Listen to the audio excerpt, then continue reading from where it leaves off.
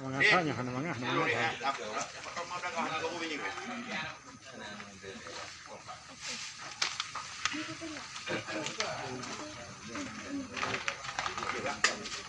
Pulang. Berarti tabung kan? Ini apa lagi? 1, 2, 3, 4, 5. Kani enggak? Kani belum. Kani belum juga. Kalau itu macam dekat 2 bawah depan juga. Lawan di plastik.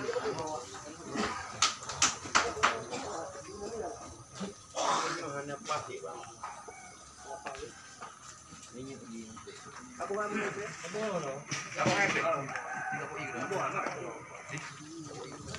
Ya guys, ini garam. Garam untuk satu bumbu ini 1 garam. Jahe.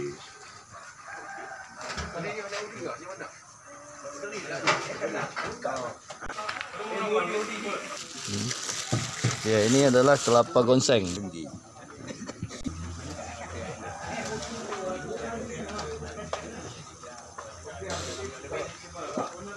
Yang mana udah gino?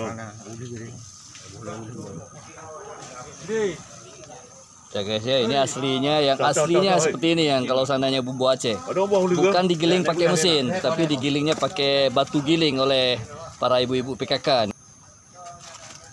Ini kelapa gonseng, jadi ditaruh kelapa gonsengnya dulu, diaduk sama daging,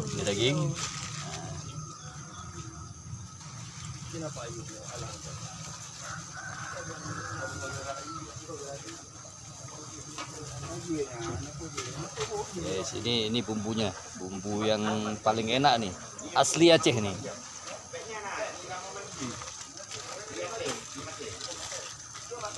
Ini kelapa gonseng ditaruh lebih banyak, karena lebih banyak kelapa gonseng dia lebih enak rasanya.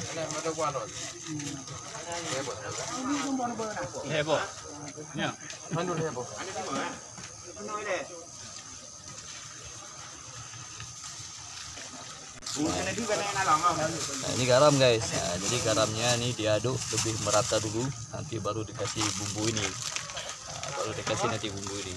Sudah diaduk garamnya yang lebih merata.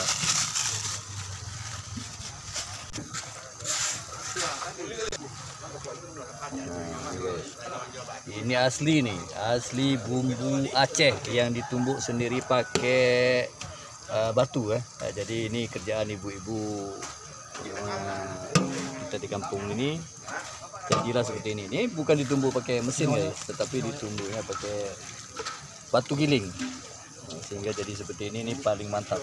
Ini tambahannya babat ya, babat. Ini babat guys. Ini adalah babat.